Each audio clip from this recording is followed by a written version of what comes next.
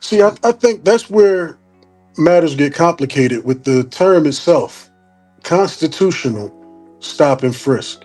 Because stop and frisk on its own is actually a police officer sees you and you have given them no reasonable suspicion. There's no belief that you've actually committed a crime or about to commit a crime, but you're in an area or they just believe people around here carry guns illegally, so we're just going to start searching people who we see in this neighborhood, and that's stop and frisk. Now, without when you have probable cause, it's not stop and frisk. If you believe that you have reasonable and articulable suspicion that there's a crime that's been committed, is being committed, or is about to be committed by this person, then you actually have an obligation as an officer to go contact that person and try to, stop them from actually committing the crime and arrest them. So it really doesn't make any sense to call it stop and frisk if you're going to do it constitutionally, because the only way to constitutionally contact somebody who hasn't committed a crime as a police officer, if somebody hasn't committed a crime and you don't think they're going to, then there's no constitutional way to frisk them. Well, I think the Terry stops were meant to be based on some type of probable cause. I've never known it to be understood that police officers were allowed to just walk up to anybody and start questioning them for no apparent reason whatsoever.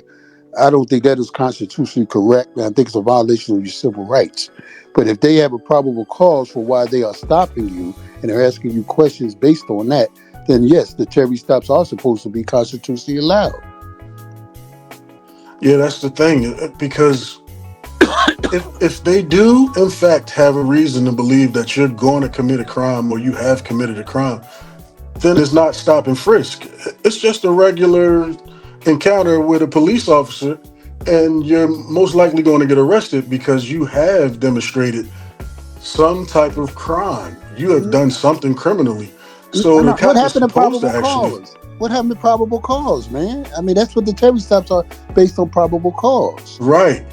That's what I'm saying. So, But not that you got to be that they know you get ready to hurt somebody. No, if they have suspicion that you have something bulging out of your pocket that looks to have an imprint of a weapon, I mean, they're saying, okay, the probable cause is we see this item looks like a weapon. We're just going to find out if it is in fact a weapon and if the person is licensed. I mean, yeah, that's that's what a they're that saying. that's just a hard bargain for somebody who is licensed, who has a gun, a firearm, and it's bulging out and it's holstered, and they get approached by police officers aggressively because they're Well, see, about to stop and frisk you. but you use the So, word aggressively. See, that's the problem. See, our community, just like the National Guard, nobody wants the National Guard to help with the gun violence, right? Because they said we're going to be locked down. Our community has got to realize you can't have it both ways, man. You can't keep talking about you want safety, but yet you want your little kids treated like little babies, when you know they're the ones running around here terrorizing the community. You got to give in something to get something back. So we're going to run around here knowing that all these kids, and we know there's a plethora of weapons on the street. We know this. We know they're not legal. We know most of these homicides have happened with young men killing young black men. All right. So now you're saying you don't want the kids to be stopped when you see these weapons sticking out of their pockets. All right. Because they're not going to be licensed, but let's just say they are licensed. Okay. Then if you're Joe Citizen, you say, hey, I'm licensed. This is it. Boom, you go. Now, the aggressive part, like you're talking about, sure, that shouldn't be happening. And if it does happen, it should be documented. But the thing is, you can't just keep letting these kids run around with all these weapons and there's no consequences for it. And that's oh, what we're basically saying. yeah, no, I think everybody's on board with that. At least me. Now, if I see a juvenile who obviously does not have a license to carry a firearm, then it's automatic that that kid is carrying illegally. So I would, as a police officer, obviously you need to go over there and address that.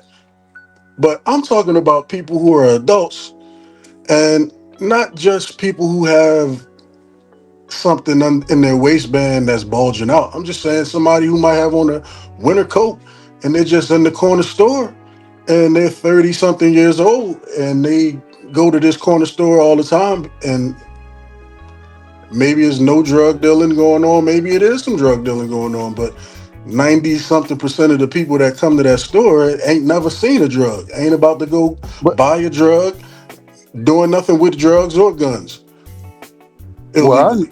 I So understood from the press conference. it's a hard bargain when you frequent these communities and you live in these communities, and you know you're subject to stop and frisk. But if there's probable cause and somebody called the cops or there was a shooting around here and they're looking for somebody in particular that fits this description and they go over to them, I'm okay with that.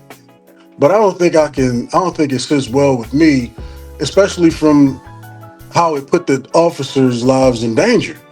Because I just think it really increases the likelihood that somebody is going to get shot when you walk up to people the way that they do it. If this is actually, you know, the way that the policy and the training says that they should do it, which it sounds as if that's what the administration is telling us because they're supporting the actions that we saw on the video, and there is audio. But the audio, but the video, you and I both saw the same video. When they first went to the guys, they just told them to show them their waist. They didn't touch them. They just said, let's see what's up. And remember, there were two guys: the guy that got killed and the other guy. The other guy pulled his thing up to his waist to show Well, he didn't have one. let's pull it up. I'll pull the video up